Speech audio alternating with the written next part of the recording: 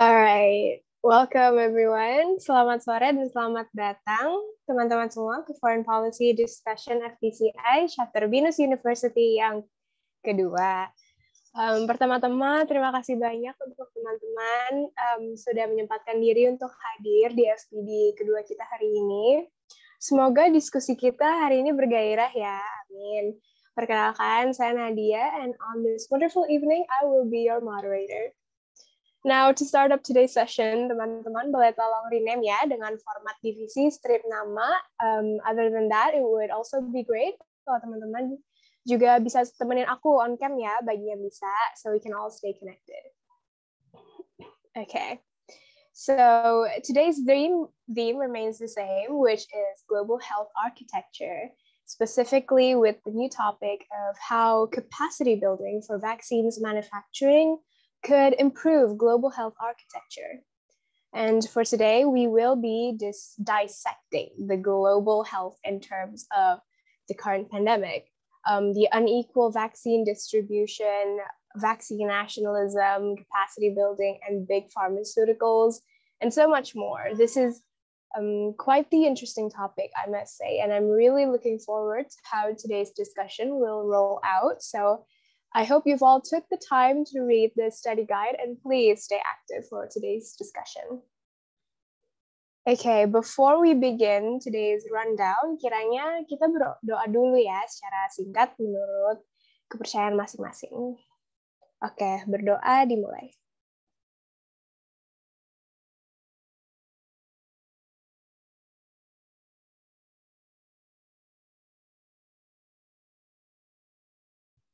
Berdoa selesai. Okay, so before we get into today's materials, let us hear a few words from our presidents, Kak Helen dan Kak Juan. So, Kak Helen, the floor is yours. Take it away. Okay, thank you Nadia for the floor. Good afternoon, everyone. Sekali lagi terima kasih sudah menyempatkan waktu untuk hadir dalam Foreign Policy Discussion kita kedua. Tetap di tema yang sama seperti yang telah Nadia jabarkan tadi, it is still on global health architecture. So today's theme, how capacity building for vaccine manufacturing could improve global health architecture. Now today's topic is very important because we need to learn whatever we can from today's concurring pandemic. So we could learn and we could actually develop a newer strategy, a better strategy in capacity building, especially in terms of vaccines, in terms of global health architecture in general, so we could eventually face challenges that we are going to face in the future. I hope for today's discussion, it's going to be very active. I hope that everyone will participate in the discussion so that we could have various insights, various takes on the topic regarding capacity building as well. That is all for me. Kak Juan? Okay, thank you Helen. Thank you juga untuk waktunya. Halo semuanya, selamat datang lagi di FPD kita yang kedua. Oke, tadi sudah Helen seperti katakan terkait topik kita, dan semoga dari FPD kita kali ini kita bisa mendapatkan semacam pengetahuan baru terkait global health architecture. Dan jangan lupa juga buat kalian untuk aktif di sesi pemaparan, di sesi setelah pemaparan nanti. Jadi setidaknya FPD kita kali ini bisa lebih fruitful lagi. Mungkin itu aja dari aku. Thank you untuk kesempatannya. Aku kembalikan ke moderator. Okay, thank you so much, Kak Helen dan Kak Juan, untuk kata-kata sambutannya. So, without further ado, today's materials will be presented by our good friend, Reiner, from the R&D division. To Reiner, silahkan, you may now present the materials for today. Oke, terima kasih, Nadia. Jadi, teman-teman, selamat sore sebelumnya. Dan juga selamat sore juga untuk Kak Helen dan Kak Juan. Di sini kita bakalan banyak membahas tentang bagaimana tantangan yang saat ini atau yang akan kita hadapi ke depannya, kemudian siapa saja yang terlibat, yang memiliki signifikansi di dalam Global Health Architecture Improvement ini, dan apakah ada sebuah isu-isu yang menarik yang bisa kita angkat di sini. Boleh di next.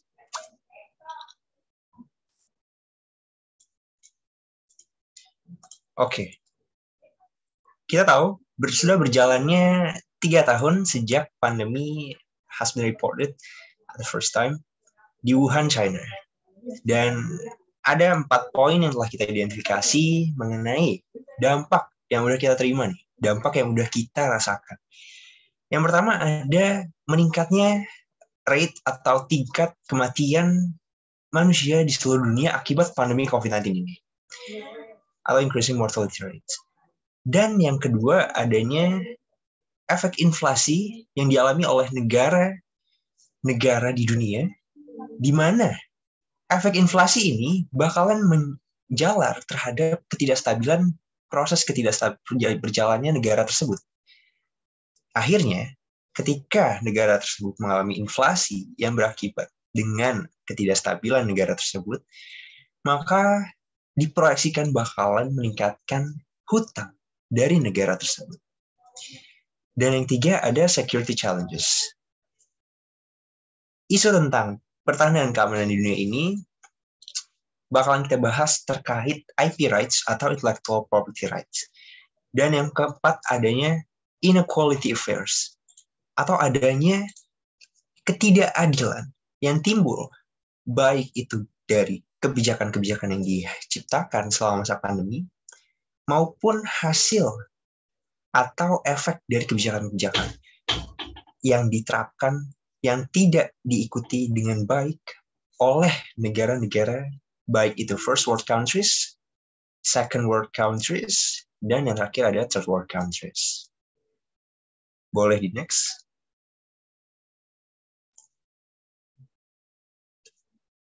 Nah, teman-teman, topik kita bakal semakin mengerucut ke bagian vaccine inequality. Vaccine inequality. Ada yang ketidakadilan dalam vaksinasi di dunia ini di masa pandemi COVID-19. Yang pertama, sekitar 75% negara-negara di first world countries atau second world countries yang termasuk higher income countries telah menerima vaksinasi tersebut. Tapi, di lain sisi, terdapat 5% dari low income countries, contohnya ada di third world countries, yang sudah menerima vaksin. Sehingga perbandingannya sangat besar. Ada disparity and gaps yang begitu besar, 75% dibandingkan 5%. Dan kenapa ini bisa terjadi? Apa aja faktor-faktornya? Boleh di next. Vaksin nasionalisme. Nasionalisme vaksin ini apa sih? Dan kenapa bisa menjadi faktor dari adanya vaksin inequality tadi? Pertama, vaksin nasionalisme ini merupakan kegiatan yang dilakukan oleh lebih dari single countries. Tidak mungkin single countries. Karena biasanya negara-negara yang melakukan vaksin nasionalisme ini berasal dari region yang sama atau berasal dari keterikatan kerjasama yang sama. Sehingga vaksin nasionalisme itu bisa terjadi. Dan vaksin nasionalisme ini menyangkut siapa saja? Menyangkut para manufaktur farmasi yang memproduksi vaksin. Nah, kita tahu di dalam prosesnya, dari proses hingga bisa didistribusikan, manufaktur atau big pharmaceutical companies ini juga menjalin kerjasama dengan COVAX. Nah, apa itu COVAX? Jadi COVAX merupakan lembaga yang diciptakan oleh World Health Organization bersama dengan Gavi atau Global Alliance for Vaccines and Immunization, dan yang kedua bersama juga dengan CEPI atau Coalition for Epidemic Preparedness Innovations. Sehingga timbullah COVAX. Sebagai distributor, COVAX pun menjalin kerjasama dengan para big pharmaceutical companies ini. Dan kenapa vaksin nasionalisme ini menjadi isu yang besar? Karena ketika negara-negara seperti first world countries hingga second world countries, contohnya adalah ada United States, ada Kanada, dan juga ada Australia. Ketika mereka menggencarkan vaksin nasionalisme ini dengan membooking terlebih dahulu dosis-dosis vaksin yang baik itu sudah diproduksi maupun belum diproduksi demi memenuhi kapasitas penduduknya mereka, bahkan lebih. Boleh di next. Sehingga teman-teman, vaksin nasionalisme ini dalam tanda kutip menghasilkan sikap yang pragmatisme. Karena apa? Karena mereka mau memenuhi kebutuhan mereka terlebih dahulu, baru mau membantu terhadap negara-negara yang lebih membutuhkan, seperti di third world countries. Boleh di next. Dan kenapa ini bisa berdampak juga terhadap COVAX sebagai distributor vaksin di bawah naungan World Health Organization. Karena ini bakalan menimbulkan yang namanya snowball effect, teman-teman. Snowball effect ini di mana? Ketika para produsen vaksin sudah di-booking terlebih dahulu di awal, bahkan sebelum vaksinnya itu dibentuk atau direplikasi, pasti akan adanya limitasi vaksin atau terbatas vaksin tersebut. Ketika sudah terbatas, bahkan sudah di-book terlebih dahulu, maka COVAX dalam tanda kutip akan menerima sisa vaksin yang mana itu pun belum cukup untuk memenuhi kapasitas masyarakat, terutama di negara-negara third world countries yang membutuhkan, seperti benua Amerika, untuk memenuhi kebutuhan vaksinasi mereka. Karena ketika situasi berjalan normal pun, adanya limitasi vaksin karena produksinya yang memakan waktu yang lama, ini ditambah lagi dengan adanya vaksin nasionalisme. Boleh di next. Nah, teman-teman, ketika kita sudah berbicara dengan vaksin nasionalisme, ini bukan merupakan isu baru. Ini bukan merupakan barang baru atau tantangan baru yang dihadapi dunia atau World Health Organization. Karena ini sejatinya sejak 1 dekade yang lalu sudah terjadi. Tepatnya pada pandemik atau influenza yang melanda dunia sebagai pandemik di tahun 2009. Vaksin nasionalisme ini sudah terjadi dan dilakukan oleh aktor yang sama, yaitu first world and second world countries. Contohnya tadi, ada United States, ada Australia, ada Kanada. Di mana di tahun 2009 ini ketika pandemi masih melanda, United States sudah membooking 600 juta dosis vaksin, di mana penduduk di sana di tahun yang sama itu berada di kuantitas sebanyak 300 juta penduduk. Sehingga 50% melebihi kapasitas, sehingga 100% melebihi kapasitas penduduknya sendiri. Padahal teman-teman, big pharmaceutical companies ini sudah memproyeksikan pastinya kapasitas atau kemampuan mereka memproduksi vaksin itu sampai mana sih? Sampai seberapa banyak sih gitu ya. Dan ketika kita tadi sudah tahu angkanya, di mana United States booking 600 juta dosis vaksin, big pharmaceutical companies ini atau produsen vaksin tersebut dengan kapasitas maksimalnya itu di angka 2 juta dosis vaksin, teman. Ketika kita bandingkan, itu mencapai atau memiliki rasio 3:10 untuk satu negara. Bagaimana dengan negara lain? Pastinya akan mengikuti atau melakukan hal yang sama. Dan tentunya akibatnya apa? Akibatnya dosis vaksin pun terpenuhi bagi negara-negara atau dari first world countries saja. Memang, negara-negara first world countries ini mau berkomitmen untuk membantu negara-negara tetangga yang lebih membutuhkan, seperti di benua Afrika. Dengan catatan, mereka sudah lebih dahulu terpenuhi kebutuhannya. Maka disinilah ironisnya. Ketika pandemik sudah berangsur-angsur menurun, barulah negara-negara yang membutuhkan dijamin atau dibantu Padahal itu merupakan suatu tindakan yang sia-sia. Hal ini pun melanda saat ini. Hal ini pun terjadi saat ini. Boleh di next. Ketika Direktur Jenderal dari World Health Organization, yaitu Dr. Tedros Adhanom Ghebreyesus, mengatakan, no other event like the COVID-19 pandemic has shown that reliance on a few companies to supply global public goods is limiting and dangerous. Nah, ini sudah disadari dan diantisipasi oleh World Health Organization sendiri.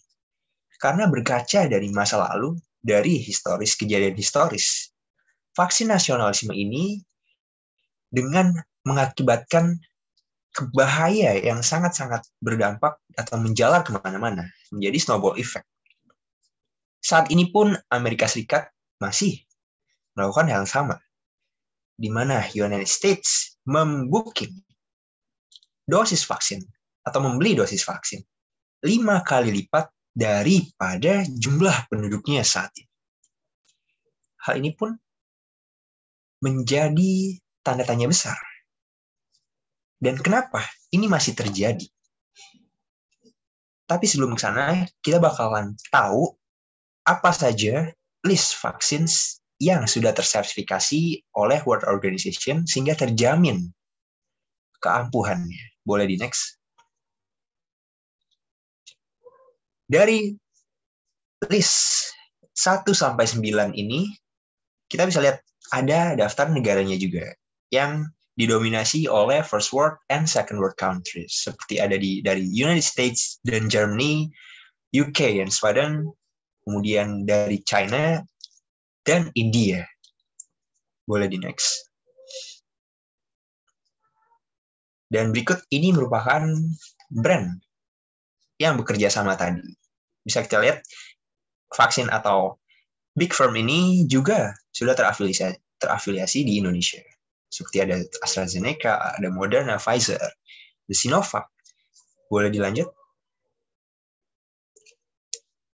Kemudian inilah, teman-teman, yang dikhawatirkan oleh Direktur World Health Organization tadi.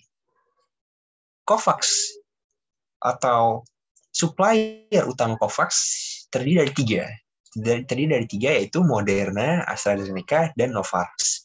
Mengingat perkataan beliau tadi, kita tidak bisa bergantung terhadap satu atau bagian tunggal daripada Big Firm ini. Karena ketika vaksin nasionalisme itu meningkat, 5 kali limitasi pun akan menjadi ancaman yang besar. Boleh di next? Di sini kita juga bakalan tahu negara mana saja yang biasanya menjadi atau penghasil manufaktur. Para manufaktur ini berasal dari negara mana saja dan siapa saja konsumennya. Bisa dilihat didominasi oleh benua Amerika, seperti ada dari United States, ada dari Kanada, ada dari Meksiko, kemudian sebagian dari benua Eropa, dan yang terakhir ada dari benua Australia. Dengan konsumennya pun tidak jauh-jauh dari sana. Nah, hanya kita bisa lihat ada perbedaan di bagian benua Afrika. Boleh di next. Setelah kita membahas seputar efek negatif dari vaksin nasionalisme tadi, sehingga pertanyaannya sekarang, bagaimana caranya kita mampu mengatasi tantangan tersebut? How can we combat that vaksin nasionalisme? Dan bagaimana juga caranya kita mampu menjamin adanya keadilan yang menyeluruh, khususnya bagi low income countries atau third world countries dalam mengakses atau dalam aksesnya menuju vaksinasi tersebut. Karena sejauh ini, low income hingga middle income countries menjadi atau berada di antrian belakang. Setelah kita tahu tadi vaksin nasionalisme tadi, artinya adalah negara-negara first world countries and second world countries mau memenuhi kebutuhannya terlebih dahulu, baru di-share terhadap negara-negara low and middle income countries. Di sini ada 2 solusi. Yang pertama adanya mengesampingkan adanya intellectual property rights atau hak intelektual atau haki. Supaya apa? Supaya dalam perjalanannya vaksin itu bisa direplikasi dengan mudah karena sudah mendapat izin dari big pharmaceutical firms-nya. Dan yang kedua, supaya dalam prosesnya juga tidak ada hambatan. Atau dalam tanda lain, akses menuju vaksin tersebut lancar. Tapi, justru solusi ini pun ditentang oleh first world countries dan big pharmaceutical firms. Kenapa? Mereka berdalih bahwa kebijakan IP rights ini, kebijakan penghapusan IP rights terhadap vaksin supaya menjadi universal dan bisa digunakan oleh siapa saja, itu nggak efisien ketimbang program volunteering, program sukarelawan terhadap siapa saja, negara siapa saja, atau big pharmaceutical firm siapa saja yang mau tergabung dengan WHO untuk penghapusan IP rights ini. Padahal kita tahu, teman-teman, big firms atau dari big pharmaceutical firms ini merupakan didominasi oleh perusahaan-perusahaan swasta. Pastinya, dengan tanpa voluntary saja sulit, apalagi dengan voluntary, teman-teman. Siapa yang mau sukarela yang sebelumnya menolak IP rights tiba-tiba mau memvoluntarisasikan dirinya untuk tergabung dengan World Health Organization dalam program kemudahan akses terhadap vaksinasi secara keseluruhan, terutama di low income and middle income countries. Kemudian yang kedua, solusinya yang kedua adalah kalau memang IP rights itu ditolak oleh sebagian besar first world countries dan big pharmaceutical firms, ya sudah, kita transfer teknologinya saja. Supaya apa? Supaya mereka dari negara-negara low and middle income countries bisa memanfaatkan teknologi dari negara-negara maju ini untuk diadopsikan di negara asalnya, di negara second and di negara third world countries. Tapi apakah perjalanannya akan semudah dibandingkan program penghapusan IP rights tadi? Dan kalau tidak, apa aja nih tantangannya? Boleh di next.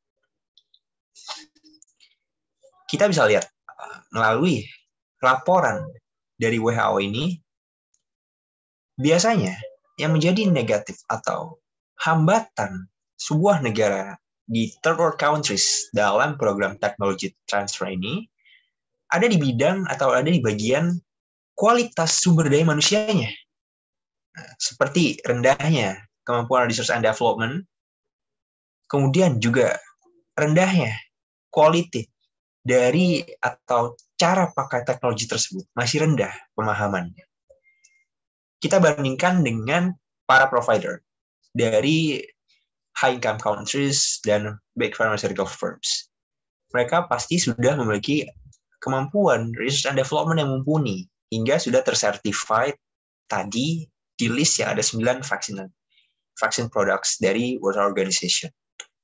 Kemudian mereka juga pasti memiliki quality control yang jelas yang sudah memiliki pedoman bersertifikasi internasional tentunya. Dan inilah sejatinya yang ingin disatukan oleh World Health Organization ketika negara-negara di first world countries dengan kapasitasnya yang mumpuni mau terlibat dalam program ini untuk bisa mengadopsikan teknologinya di negara-negara second and third world countries, khususnya di third world countries seperti di benua Afrika. Boleh di next. Kemudian teman-teman, World Health Organization ini nggak hanya sampai di situ saja, tapi mereka juga menginisiasikan yang namanya di mRNA Vaccine Hub. Nah, ini apa? Ini adalah terkoneksi langsung dengan transfer teknologi tadi, teman-teman. Nah, ini merupakan istilahnya jalan lebih lanjut, proses lebih lanjut setelah transfer teknologi, di mana World Health Organization melalui mRNA Vaccine Hub ini mau setelah teknologi tadi transfer, mau memastikan dalam perjalanannya itu berjalan lancar, dalam perjalanannya third world countries yang disasar itu mampu mengadopsi ini dan mampu mengembangkannya sehingga ia tidak hanya menjadi penonton saja, tetapi bisa menjadi pelaku dalam kegiatan vaksinasi ini. Sejatinya World Health Organization ini tidak ingin berjalan hanya sendirian saja, karena tentunya itu bakalan memakan waktu yang sangat lama dibandingkan ia bisa mengajak kerjasama negara-negara big pharmaceutical firms dari negara-negara first and second world countries. Contohnya ada Pfizer, Moderna, dan BioNTech. Mereka diajak untuk mau terlibat dalam program ini, untuk mau memberikan resep istilahnya ya, dan transfer teknologi tadi, supaya negara-negara yang membutuhkan bisa memanfaatkan program ini. Tapi, teman-teman, Indonesia, mereka menolak itu semua. Akhirnya, penolakan ini memaksa World Health Organization untuk berjalan sendirian, untuk merealisasikan proyek ini sendirian. Padahal, negara-negara asal dari Big Pharmaceutical ini sebetulnya setuju dengan atau memaksa Big Firm ini untuk mau terlibat dalam program ini. Tapi mereka masih menolak. Boleh di next? Di sini kita bakalan tahu negara mana saja yang dituju oleh World Health Organization. Contohnya di sini ada di Februari ya, di 18 Februari 2022, ada Egypt, Kenya, Nigeria, Senegal, South Africa, dan Tunisia. Negara-negara ini diproyeksikan mampu mengadopsi atau mampu direalisasikannya proyek transfer teknologi tadi sejak tahun saat ini tentunya. Tapi, teman-teman, karena World Health Organization akhirnya berjalan sendirian, tadi ya, ini bakal memakan waktu yang lama. Gitu. Ini bakal memakan waktu kurang lebih 3 tahun lamanya. Mungkin saja pandemi justru sudah selesai. Tapi teman-teman, tujuan daripada proyek-proyek yang diinisiasikan oleh World Health Organization ini sejatinya bisa diterapkan dalam prospek jangka panjang ke depannya. Nah, apa saja yang menjadi faktor pendukung untuk prospek jangka panjang tadi bakalan kita saksikan selain. Boleh di next.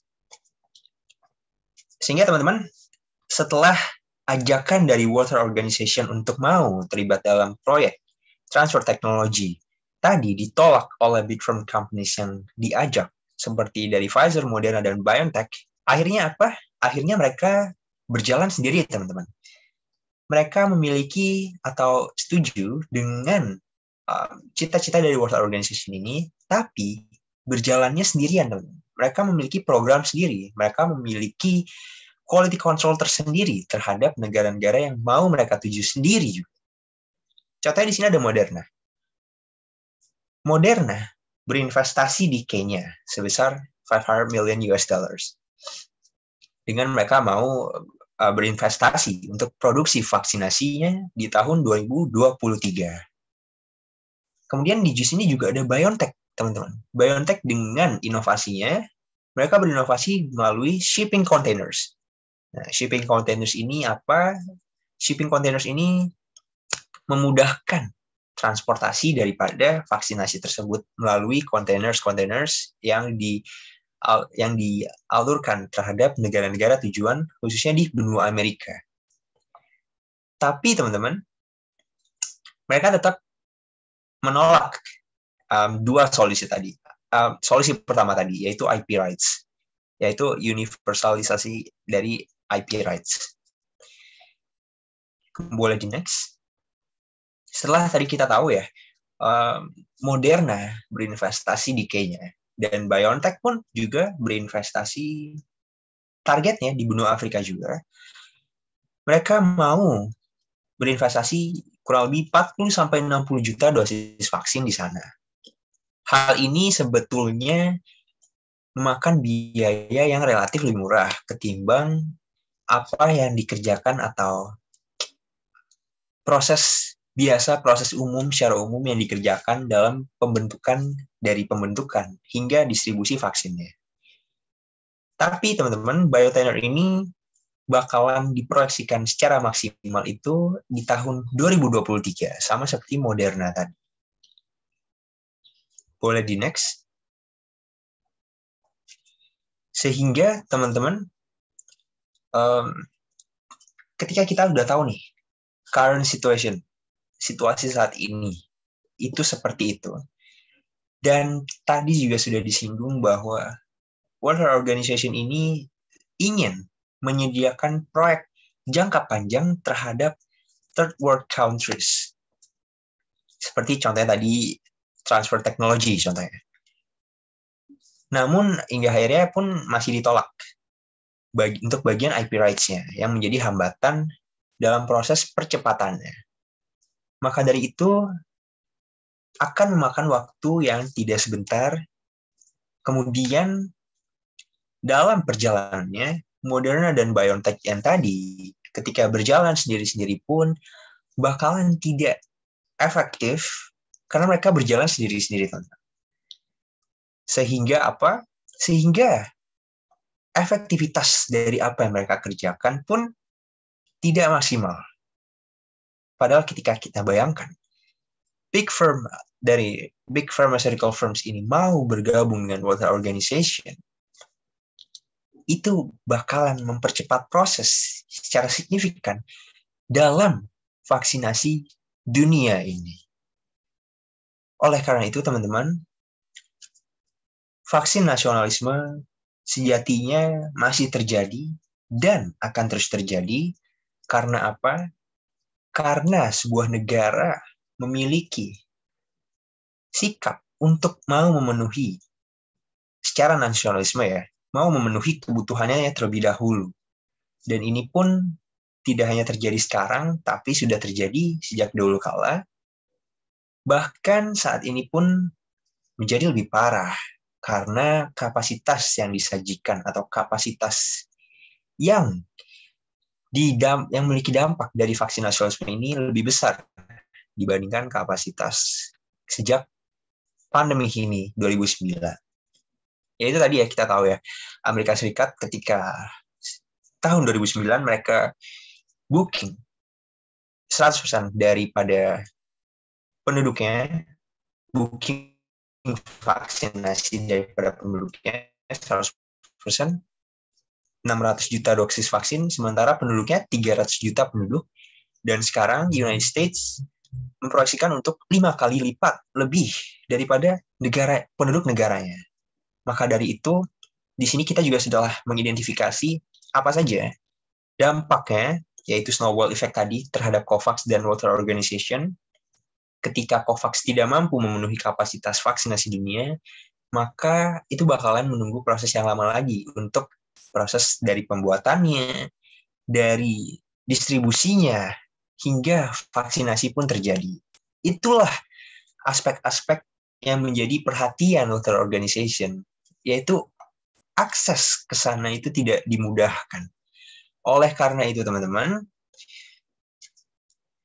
kita, World Health Organization, dalam improvisasi untuk Global Health Architecture, itu sangat-sangat memiliki plus dan minus point.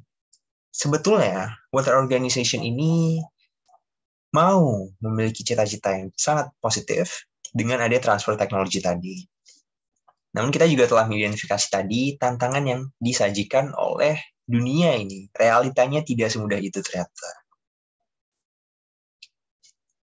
Sehingga sekian paparan materi mengenai how Global Health Architecture Improvement dari saya. Sekian dan terima kasih. Saya akan kembalikan kepada Nadia. Silakan Nadia. Ya, oke. Terima kasih banyak, Renar, atas pemaparan materinya. It was very thorough and informative, that's for sure. No crumbs were left behind. Nah, setelah mendengar dari Rainer, gimana nih teman-teman? Udah kebayang kan ya kira-kira isu ketidaksetaraan yang terjadi selama pandemi ini tuh gimana? How this vaccine inequality is rooted from the adoption of vaccine nationalism by high-income states, and how it then snowballs into world instability and prolongs the pandemic furthermore. Jadi solusi dari ini bisa dibilang adalah capacity building in the manufacturing of vaccines to further increase the vaccination reach for low to middle income countries. Nah, diharapkan materi-materi yang tadi telah disampaikan oleh Rainer bisa dicerna oleh teman-teman semua ya, agar diskusi hari ini berjalan dengan lancar. And so, let us move on to today's trigger question session. Here we've prepared 3 questions for today's discussion prompts. But before we begin, kiranya teman-teman bisa aktif dan menyalakan kameranya ya di sesi diskusi ini, supaya pertukaran pikiran kita berjalan selancar mungkin. And a quick reminder, please don't hesitate to share your thoughts. Kita di sini terbuka aja, dan silakan feel free to raise hand aja ya jika ingin menjawab pertanyaan atau menanggapi. Oke, mungkin kita bisa mulai dulu dari pertanyaan nomor 1.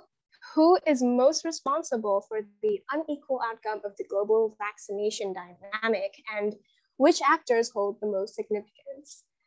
Nah, menurut kalian siapa sih yang paling bertanggung jawab akan outcome ketidaksetaraan ini selama pandemi? Dan aktor manakah yang paling berperan?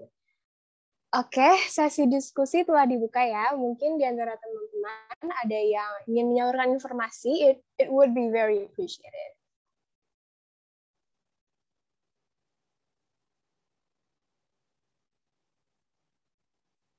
Oke, Kak Rizky. Boleh silahkan on mic saja.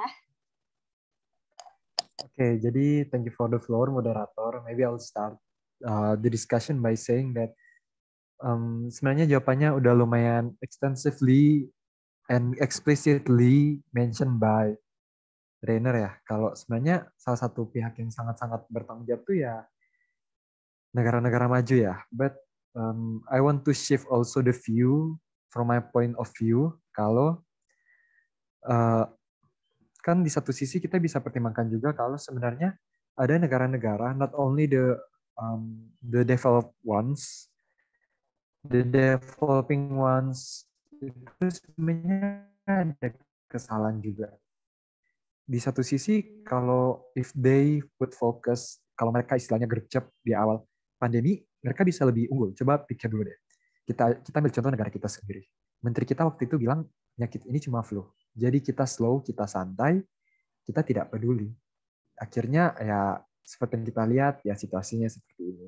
Bahkan virusnya mantap soal bermutasi ya. Jadi ya I want to also say that both of them are should be put to blame. The developed ones of course has their own mistakes. Not mistakes, has their own fault, but we also have our own mistakes gitu.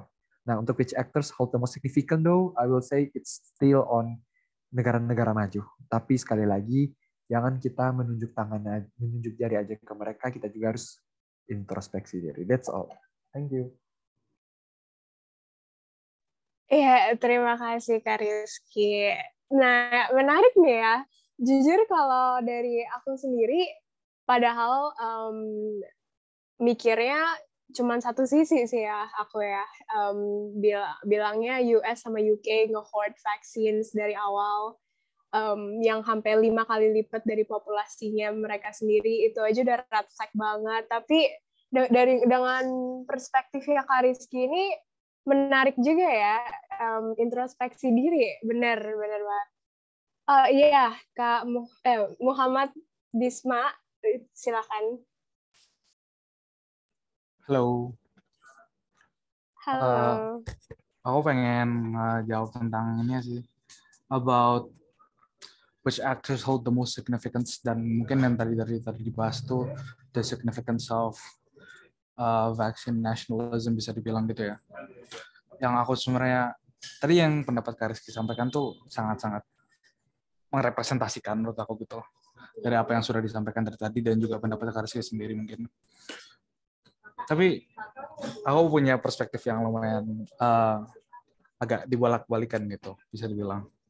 So let's just say apa yang akan terjadi kalau misalkan ya negara majunya Indonesia gitu. Would we still do the same thing as the US or the UK gitu? Karena menurut aku this is, if you're talking about nationalism, it's still in every country. And which if you say that kalau misalkan negara-negara maju yang pengen disalahkan sekarang gitu, which country would you say that would do any better gitu? Itu buat semuanya sih mungkin. Kalau ada yang mau jawab juga nggak apa-apa. Thank you. Ya, waduh, ini enlightening juga ya.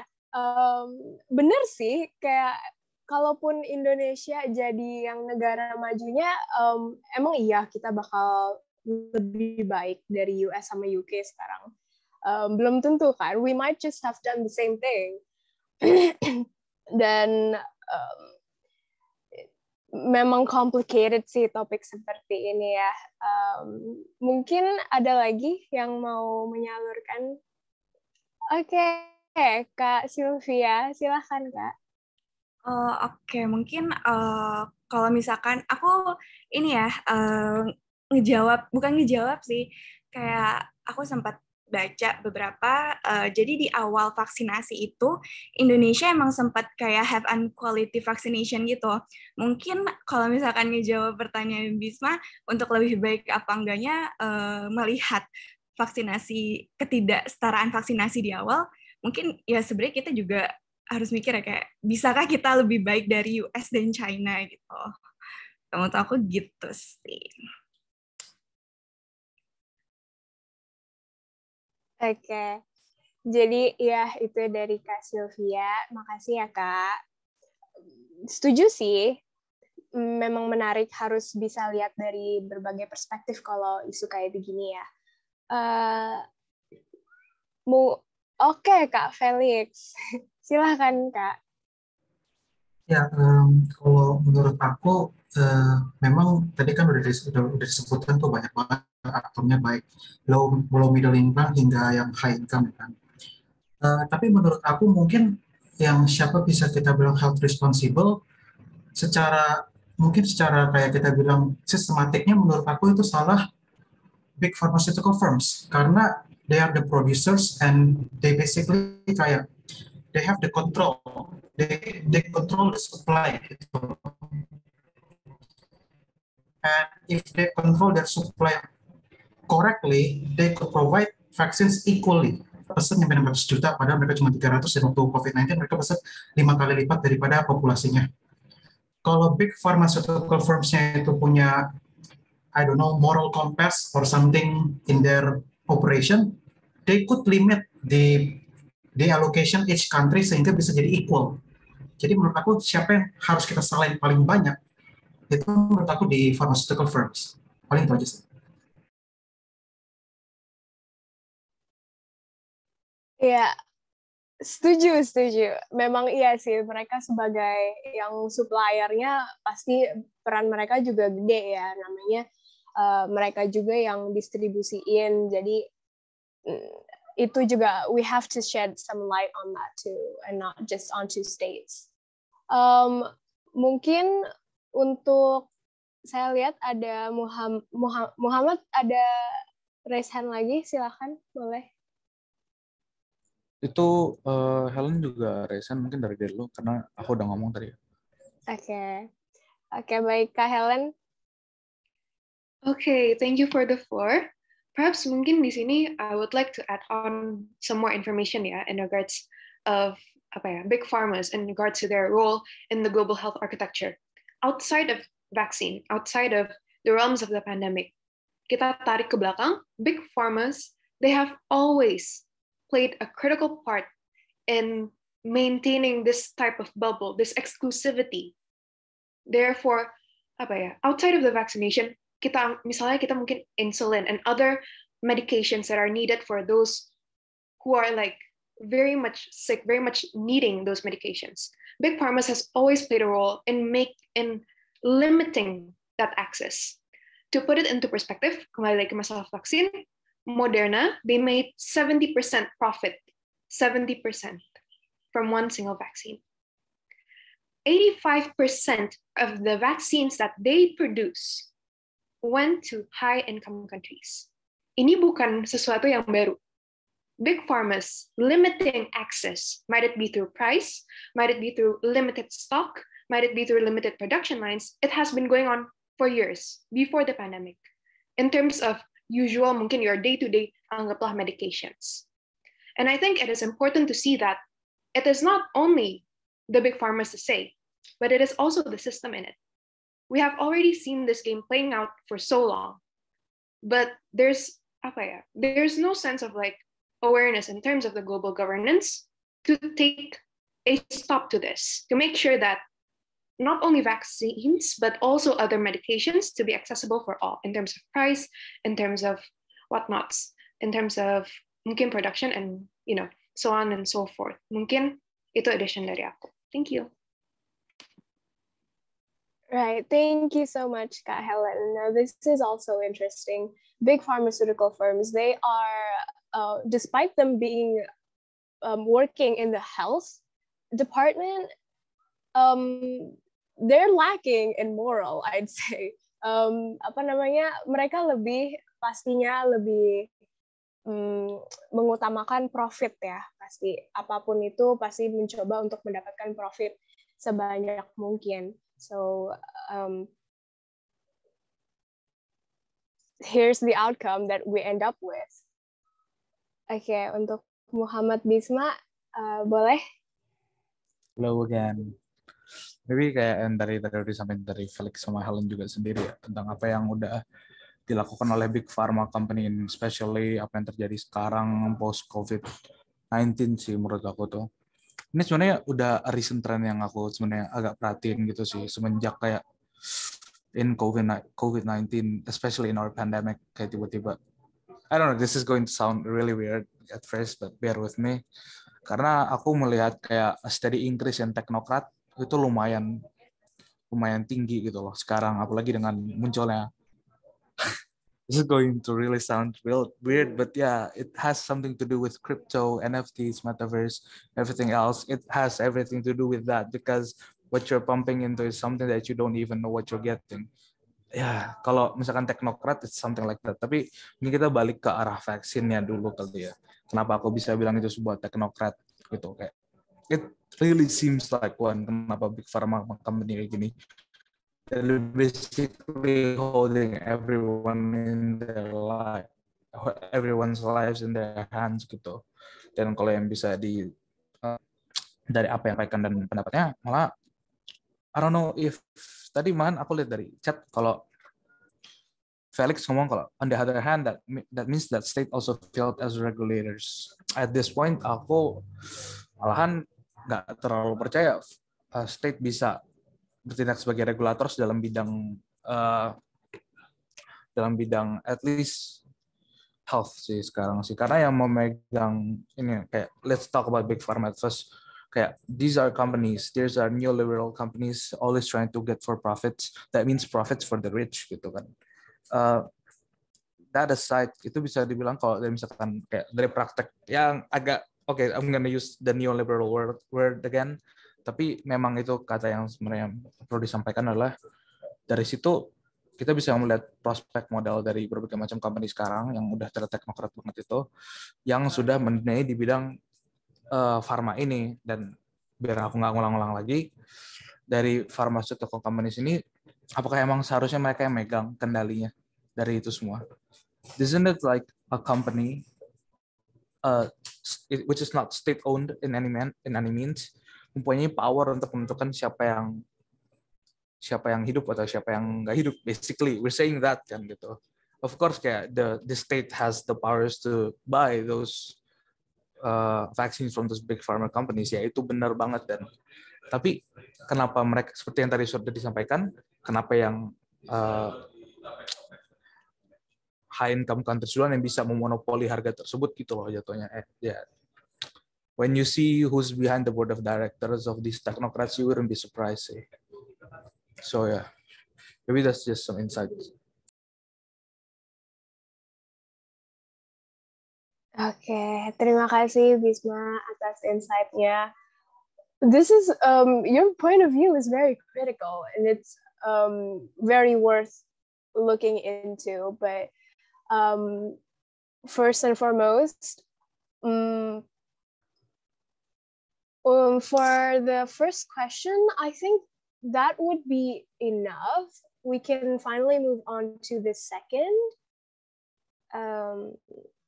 Now, the second question, do you think high-income countries or HICs and big pharmaceutical firms should be held accountable for vaccine disparity? Nah, ini sebagai lanjutan dari diskusi kita yang first question tadi. Menurut kalian, apakah HICs dan big pharmaceuticals ini perlu dipertanggungjawabkan atas aksi-aksi mereka yang tadi kita udah diskusiin atas ketimpangan vaksin? Now, would anybody please care to share? It would be very much appreciated karena dari tadi yang ngomong kayaknya mostly dari R&D ya, dan ada Bisma dari McD juga. So kalau bisa dari R&D atau dari IAOD mungkin yang mau bersuara, boleh banget.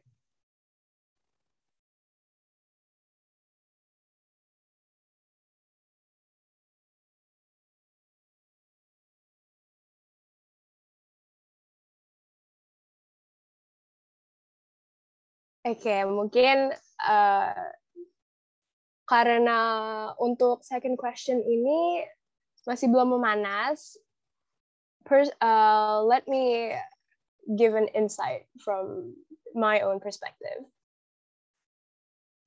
Personally, I think this could have been prevented long before it happened. Harusnya ada penempatan kuota gitu yang adil dan sistematis dari awal, biar tiap negara itu menerima dosis yang sesuai dengan penduduknya. Jadi distribusi bisa lancar dan rata from the beginning. Tapi lagi-lagi namanya juga bisnis ya. Tadi kita udah sebut, they try to profit as much as possible. So when HICs come rushing in with their big fat bags, big pharmaceuticals juga mana bisa nolak ya gak? Business-wise, this is justifiable, questionable. But morally speaking, yes, I do believe they need to be held accountable, at least donate those excess vaccines to the countries who need it. Because as of now, the developing world are left fighting for scraps. Mungkin itu aja sih dari aku. Kalau belum ada yang mau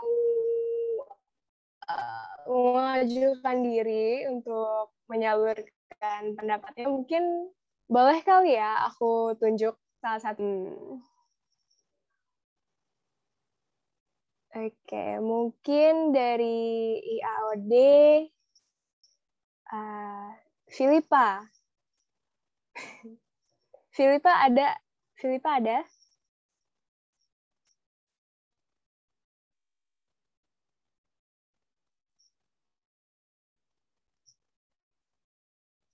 Oke.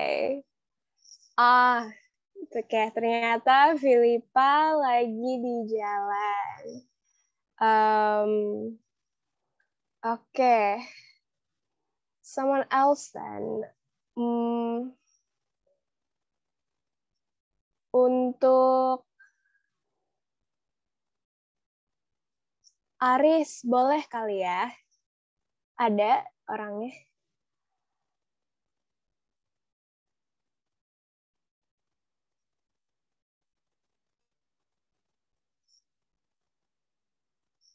Okay. Hello.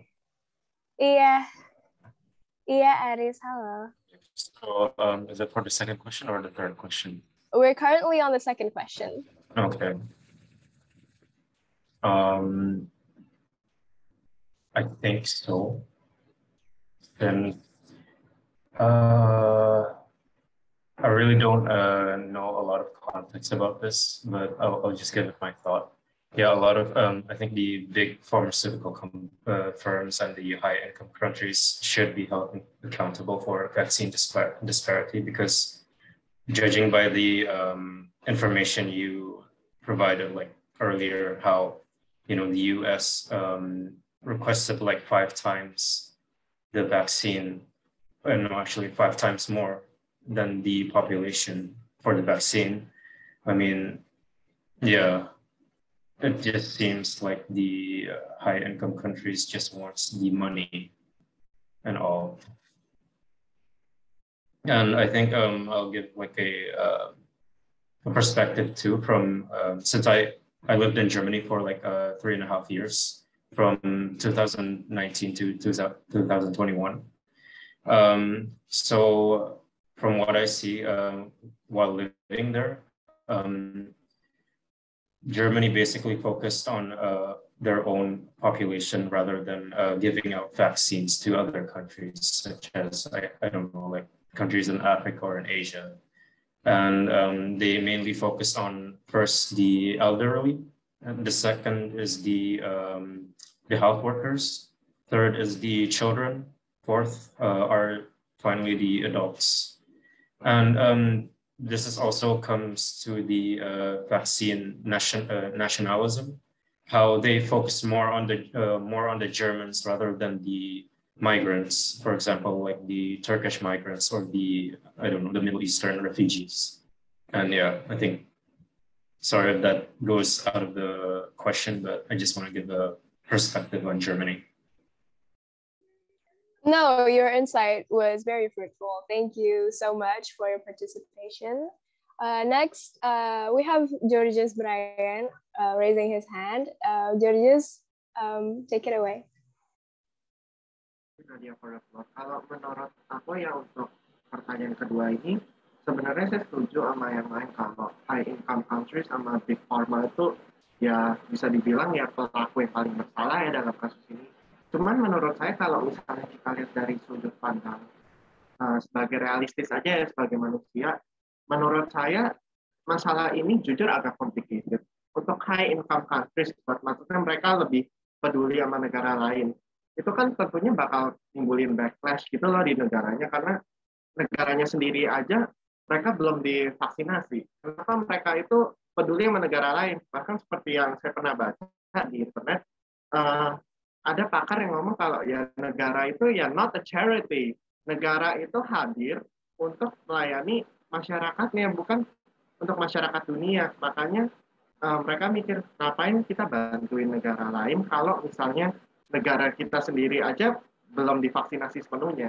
Selain itu, untuk masalah Big Pharma, yang agak ribet itu karena Big Pharma ini bukan state-owned enterprise, jadi mereka itu memang pure private, dan yang tentu motifnya itu ya mencari duit, bukan maksudnya untuk berbagi dengan sesama ya, charity. Dan menurut saya kalau misalnya kayak negara-negara dunia pada mungkin bersatu untuk ngebiayain Big Pharma ini, kira-kira siapa yang mau biayain? Masalahnya Big Pharma ini kan bukan perusahaan kecil, bahkan di Amerika itu Big Pharma ini mempunyai peranan besar dalam perekonomian setempat. Bahkan banyak negara-negara dunia sendiri maksudnya yang masih sibuk ngurusin konflik, boro-boro mau ngurusin ngebiayain Big Pharma. Apalagi selama ini seperti yang kita ketahui di dunia hubungan internasional itu, masalah aspek kesehatan itu seringkali dikesampingkan sama negara-negara dunia, bukan cuma negara kaya tapi negara miskin. Kebanyakan negara-negara dunia itu lebih fokus ngebangun aspek kayak masalah security dan lain-lain. Jadinya alhasil begitu kita punya masalah kesehatan seperti saat ini, kita nggak punya framework-nya gitu loh. Kayak pertanyaan terbesar itu, kalau misalnya kita mau bikin Big Pharma ini non-profit, siapa yang mau ngebiayain Big Pharma ini? Karena Big Pharma ini kan perusahaan swasta, mereka itu ya butuh profit. Kalau misalnya mereka maksudnya bisa dibagi kuota-kuotanya ke negara lain, harus ada yang ngebiayain dong, harus ada yang ngesubsidiin dong. Pemerintah Amerika belum tentu bisa cukup ngesubsidi. Kalau itu sih menurut saya. Right, thank you so much, Georgios. Your insight is so interesting to me, karena realistically speaking, that is a very strong point. They're just doing their job. Then the truth hurts sometimes because that's how the world works. Oke, lanjutnya ada Kak Tama, raise hand, boleh silakan unmute saja. Oke, terima kasih. Ini suara saya dengar kan? Oh ya, terdengar. Oke, terima kasih Nadia atas waktunya. Menurutku ya benar sih, dua hal ini, high income countries dan big farms itu memang harus held accountable ya. Karena menurutku tuh vaksin disparity-nya ini menghasilkan suatu lingkaran setan. Nah, lingkaran setan seperti apa? Nah, misalnya gini, kalau misalnya negara maju dan big farms itu nggak mau memproduksi dan menyebabkan vaksin, berarti masih ada beberapa orang yang belum divaksin kan. Nah, beberapa orang yang belum divaksin ini pasti kan akan lebih tinggi presentasinya terkena COVID-19. Nah, kalau misalnya orang-orang ini terkena COVID-19, maka makin tinggi juga orang-orang ini menyebabkan munculnya varian-varian mematikan yang kayak Delta, Omicron, dan lain-lain. Nah, kalau misalnya varian-varian Delta dan varian lain seperti Delta dan Omicron ini berkembang dan bertumbuh luas di negara-negara misalnya penghasil vaksin, kayak misalnya di India, di Amerika, maka varian-varian lain ini yang bakal juga melambatkan produksi vaksin di negara-negara ini. Nah, dengan lambatnya produksi vaksin di negara ini, maka kembali lagi ke lingkaran setan lagi. Akan banyak lagi orang-orang yang menghasilkan varian-varian berbeda dan merusaklah keadaan negara-negara di dunia. Seperti itu sih. Alright, thank you so much masukannya Kak Tama. Oke, moving on, mungkin ada lagi nih yang raise hand. Alia, boleh? Do you have some insight for us? Oke, jadi kan menurut aku, sorry this is kinda out of topic, cuman menurut aku kita nggak hanya harus spotlight di disparity for vaccine, tapi juga social disparity setelah pandemi ini gitu, post pandemic. Nah, cuman masalahnya policy makers juga bertanggung jawab menurut aku, gara-gara nih kita ambil satu model kayak IMF, itu ada kebijakan yang dia mau mendorong negara-negara for helping each other, buat bahu-membahu saling membantu dalam sokongan finansial untuk pandemi ini.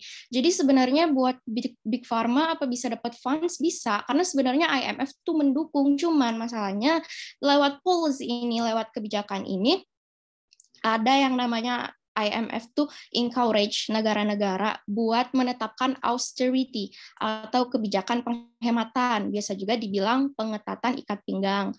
Apa sih austerity itu? Austerity emang nggak cuma pas pandemi ini sih munculnya, emang udah lama gitu munculnya, beberapa kali diterapkan untuk mengurangi defisit pemerintah. Kan butuh dana yang banyak ya, butuh funds yang banyak ya untuk manufaktur vaksin ini. Nah, usaha tuh kayak peningkatan pajak, meminimalisir gaji, pemangkasan belanja, termasuk pemangkasan pengeluaran untuk public service, yang mana pemangkasan tersebut biasanya concur with atau dibarengi dengan kenaikan fee-nya. Jadi misalnya nih, pengeluaran untuk public health service dipangkas, tapi fee masyarakat buat mendapatkan public health service tuh naik. Nah, banyak banget kritik untuk austerity ini karena kebijakan ini mungkin sekilas kayak bagus untuk penghematan, tapi ternyata austerity ini tuh sangat rentan menimbulkan inequality, social inequality. Kenapa? Karena ketika fee public service naik, accessibility-nya dipotong, wages juga dipotong, serta pajak naik, yang paling menderita dari itu adalah kaum marginal atau komunitas-komunitas yang ada dalam class struggle. Contohnya imigran or single mother. Misal nanti kita mampu dapat dana buat membangun manufaktur, kapasitas vaksin, akankah di masa post pandemic nanti, setelah pandemik nanti, ketika vaksin disparity-nya udah selesai, akankah kita berhasil memulihkan dari social disparity-nya juga? Gitu sih menurut aku. Alright, makasih ya Alia. Nah, ini juga menarik nih, dia ngambil perspektif bukan cuma untuk global health-nya aja dalam segi health fisik, tapi juga health dalam kemakmuran dan welfare dunia juga ya. Ya, selanjutnya masih ada nih yang raise hand. Ada Bisma dan Kak Helen. Mungkin dari Bisma dulu ya, dia raise hand duluan. Silahkan. Oke, halo Jen. Maybe aku tadi pengen jawab dari pertanyaan tadi ada Gilvius Brian sama tadi ada Tama ya kalau nggak salah ya. Itu pertama yang berbincang tentang kayak masalah perspektif yang tadi aku udah bilang sebenarnya agak neoliberal dari stance berbagai macam company di negara itu. Mungkin aku jawab yang dari Tama dulu yang tadi dia bilang kalau ada berbagai macam varian yang baru muncul. Sebenarnya karena aku ada keluarga yang bekerja di dunia farmasi, jadi aku tahu sebenarnya varian-varian yang muncul ini tuh tidak selalu menimbulkan kecemasan yang mungkin sebanyak itu. Kayak misalkan recently Omicron gitu. Omicron sebenarnya salah satu masalahnya itu juga it spread so fast, but it's not as deadly as Delta or any other things gitu. Jadi itu juga harus dimengerti juga. That's why kita di negara kita udah diganti bukan jadi pandemi, jadi endemi. Karena emang sebenarnya ya udah berpindah-pindah tempat aja dan emang tadi aku ingat pernyataan Kak Rizky kalau awalnya itu kita tuh emang bilang kalau it's a flu. Ya, it's a flu. That's why ini sebenarnya varian-varian dari COVID-19 ini sebenarnya juga berkembang menjadi that's why they say endemi gitu. That's why sebenarnya influenza itu kenapa nggak ada vaksinnya gitu. Karena that's why gitu loh. Sorry, let me rephrase it. Influenza doesn't have a vaccine and only has kayak obat yang bisa ilangin gejala-gejalanya aja gitu. Nah, sebenarnya COVID-19 dibilang sama anggota keluarga aku juga bilang kayak it's going to be like that. It's going to be like influenza. Itu harus tahu juga sebenarnya gitu. Karena mungkin kita anak HI ya, jadi mungkin kita doesn't have any prior knowledge to that gitu sih. Jadi aku juga pengen set that straight aja. Tapi untuk jawab tadi yang dari Brian, malahan aku setelah aku baca pertanyaan ketiga, aku jadi malah see some similarities. I'm going to use the C word alias capitalism. Sorry kalau misalkan agak berat atau gimana ya, but yeah, it truly is like that. Apalagi dengan penerusan dari 1980-an kita udah mulai korporat-korporat di Amerika udah mulai lebih cenderung neoliberal gitu dan mengaplikasikannya juga dalam negara kita, apalagi pada somehow these last from 2014 until now, I guess you guys could define what that is. So, ya, maksudnya dari aku yang pengen bilang itu adalah kayak pengaplikasian dari berbagai macam these last, let me count, 8 years itu juga lumayan kena sih gitu. I don't know how should I say this, but dalam capitalism is the goal is not your health or well-being, the goal is to maximize your profits. So maybe mungkin itu kali yang bisa disingkat gitu. And I don't want to talk any much longer to keep Helen waiting. So yeah. Okay. Ya, terima kasih Bisma for the valuable perspective. Mungkin untuk mempersingkat waktu, langsung aja kita kasih floor-nya ke Kak Helen. Okay, thank you Nadia for the floor. Perhaps I want to tie in everyone's that tadi dari, if I'm not wrong, there's someone that said what can corporations do? They only look for profit. And mungkin tadi Alia juga sempat singgung mengenai social disparity and economic disparity. Perhaps I would want to introduce a concept that is corporate social responsibility.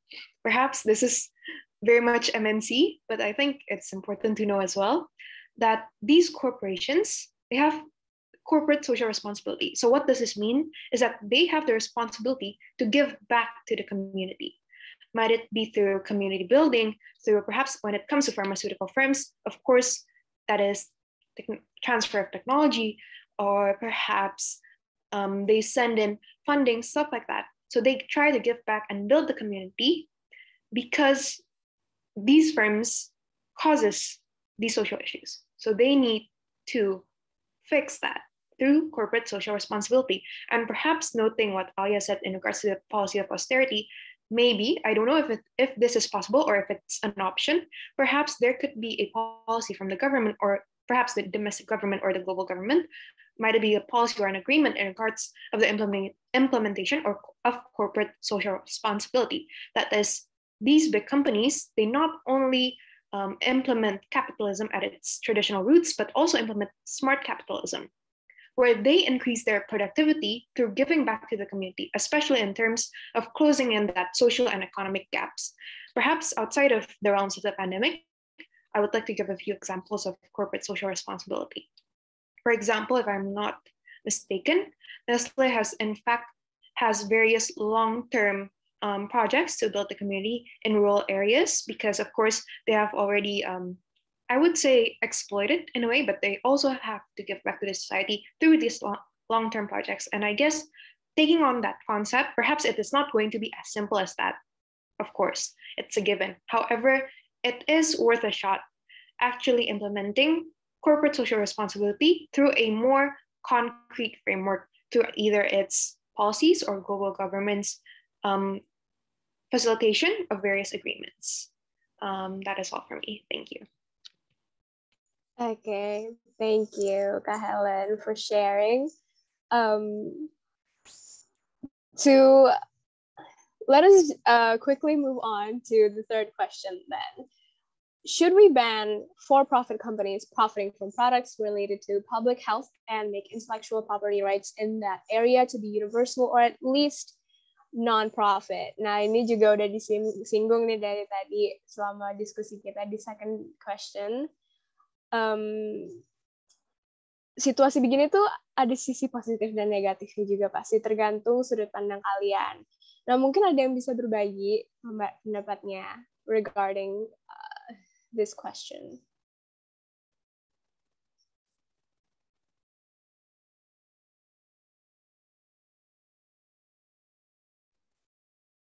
Oke, Kak Rizky, silahkan. Okay, thank you for the floor, Nadia. Before that, we actually, first of all, we must understand that companies are profit-based. Of course, there are entities that wants to seek the maximum number of profit, of course, seperti yang udah dibilang Bisma kalau nggak salah tadi. And first of all, we cannot really ban them. There are companies, of course, kita tidak bisa melarang mereka untuk eksis. Tapi mungkin one of the perspective that crossed my mind recently is this. We cannot change them, we cannot ban them, but actually we can incentivize them to do so. Kita bisa mempengaruhi. Tapi kenapa kita gagal mempengaruhi mereka? Karena kebanyakan dari mereka tuh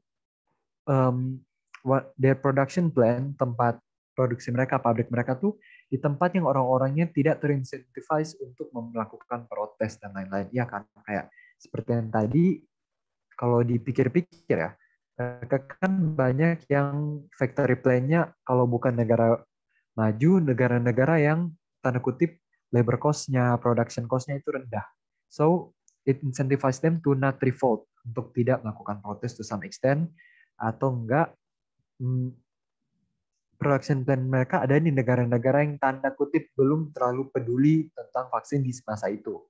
Ya, jadi seperti itu. Tapi sekali lagi itu udah agak out of topic, but that's something that crossed my mind. Tapi sekali lagi reiterate aja, nggak bisa. And di satu sisi mungkin tadi udah dibilang ya, intellectual property rights is something that is something of their right. Itu company punya hak.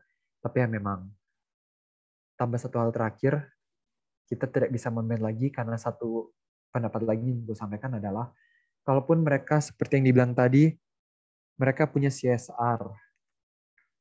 Nah, company social responsibility. Mereka punya kewajiban untuk mengembalikan, untuk berkontribusi bagi masyarakat.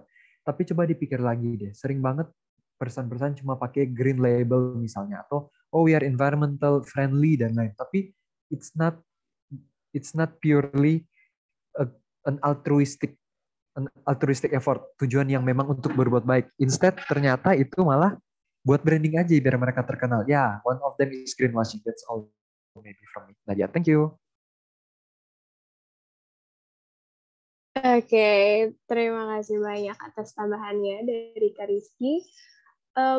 Benar juga sih, kita sebagai anggota dunia tuh pasti ada hak dan kewajiban. Dan juga ada tugas kita untuk to find a balance between those. Mereka sebagai big pharmaceutical firms, they have the right to they have their IP rights, they have the right to exist. But at the same time, mereka kan juga punya kewajiban, seperti tadi yang disebut oleh Kak Helen. It's complicated, really, and sangat-sangat bergantung oleh perspektif kalian.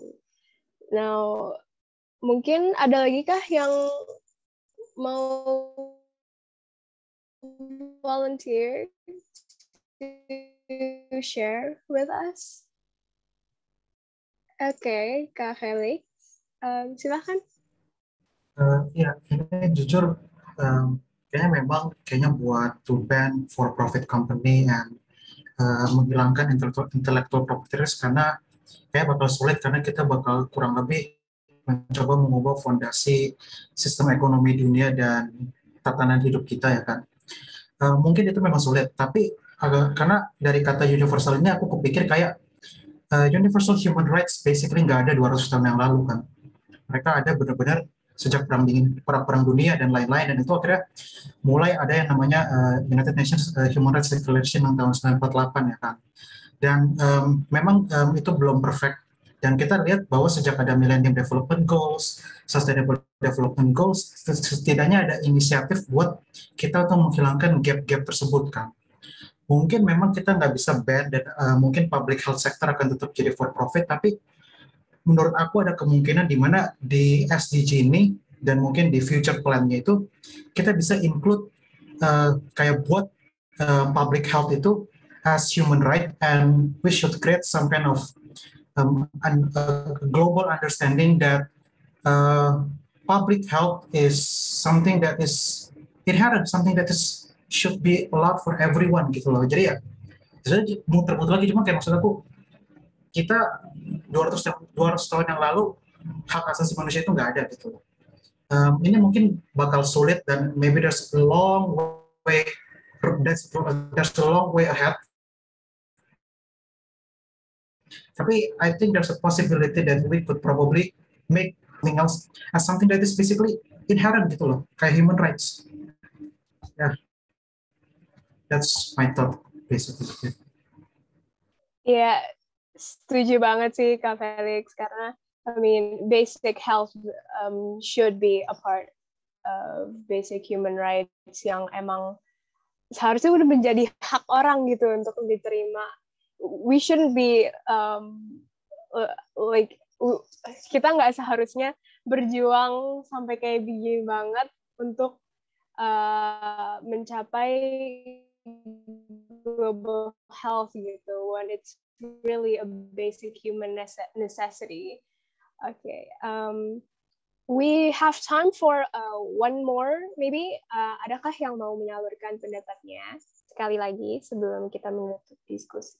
Oke, ada. Bisma. Oke. Oh. Oke, kalau begitu. Oke, mungkin masing-masing dikasih waktu 1 menit aja kali ya. Dari Bisma dulu. Oke, mungkin langsung jawab aja. Should we ban for profit companies profiting from products related to public health and make intellectual property rights in that area to be universal or at least non-profit? The short answer is no, we cannot do that, karena sesuai yang Kak Rizky udah bilang itu udah sama Felix sudah bilang, kita gimana cara mengubah tatanan dunia, kita hanya orang yang kritik doang gitu loh. We don't have the power to do so gitu, unless kayak semua orang di sini tiba-tiba masuk PBB gitu somehow gitu kan. I don't think that's even possible. Nah, but anyways, I have another fun fact karena gitu. Ya mungkin yang aku keep it simple aja, gampang. Companies profiting from products related to public health and make aku highlight intellectual property rights in that area to be universal, at least non-profit. Mungkin kalau dalam public health belum ada yang bisa begini, karena emang betul perlu ada yang the tools to make so, yang emang kayak begitulah. Tapi intinya kalau dalam komunitas yang aku perhatiin tuh komunitas hacker gitu udah ada konsep namanya open source. Ya itu emang dari dunia cyberspace and all that thing. Tapi emang beneran dimana kalau Anda itu bisa punya informasi dan juga punya alat untuk bikin sebuah barang gitu. Mungkin that's why a lot of hackers are a lot gampang untuk bisa ngapain sekarang bisa dibilang gitu sih. Mungkin kalau aku I'm just trying to say kalau intellectual property rights sama intellectual property rights yang universal itu sebenarnya udah ada dari dulu gitu. Tapi di format yang lebih teknologi aja gitu sih. So it may be possible aja sih. That's what I'm trying to say. Oke, terima kasih Bisma. Langsung aja untuk Kak Tama, boleh? Oke, sama sih kayak yang lain, kita nggak bisa nge-ban perusahaan itu, kita nggak bisa kayak ngehalangin perusahaan itu kayak untuk ngeprofitin produk-produk mereka, karena kan itu kan produk buatan mereka kan, jadi mereka sebenarnya sah-sah aja. Cuman mungkin kita bisa memberi saran kepada mereka untuk ya selain mereka bisa mendapatkan profit, selain mereka bisa menjalankan kapitalisme mereka juga seharusnya bisa menjalankan yang tadi CSR yang baik kan. Kan sebenarnya banyak argumen big farms itu kenapa mereka nggak menyebarin vaksin ke negara-negara low and middle income itu kan gara-gara negara-negara low middle income itu, negara-negara dengan low and middle income countries itu nggak punya teknologinya. Kan kita tahu kan kalau misalnya vaksin itu kan butuh teknologi untuk biar vaksinnya itu nggak rusak lah kalau misalnya udah dikirim. Nah, cuman kan kalau misalnya kita lihat Pfizer, Moderna itu kan mereka punya profit yang banyak banget ya, sampai billions. Jadi menurutku company dengan profit yang billions ini menurutku bisa sih kok bersumbang lah ke negara-negara low income countries dari profit-profitnya itu, mungkin kerjasama dengan NGO di negara, dengan pemerintah negara low and middle income countries itu sih. Oke. Gitu. Oke, dengan begitu terima kasih banyak Kak Tama. Oke, to speed things up, thank you so much to everyone who shared their opinions and very informative insights with us today. Your voice is very much appreciated. And to everyone who participated in today's FPD yang udah hadir hari ini, terima kasih juga sudah menyempatkan diri dan meluangkan waktunya untuk memeriahkan diskusi kita hari ini. Topik hari ini memang rada complicated ya, karena menyangkut begitu banyak aktor dan begitu banyak sudut pandang, but we've managed to push through for today. Mungkin sampai sini aja sesi diskusi FPD kita. This concludes our discussion for today. So hopefully everything we've learned together in the session would be valuable insight for all of you in the future. Oke, tapi sebelum kita bubar, kita masuk dulu ke sesi dokumentasi ya yang akan di-conduct oleh tim MACD. Untuk teman-teman sekalian sekiranya bisa open cam sebentar for a brief photo session. It would be very appreciated. Dan untuk tim MACD, you may take it away. Ya, semuanya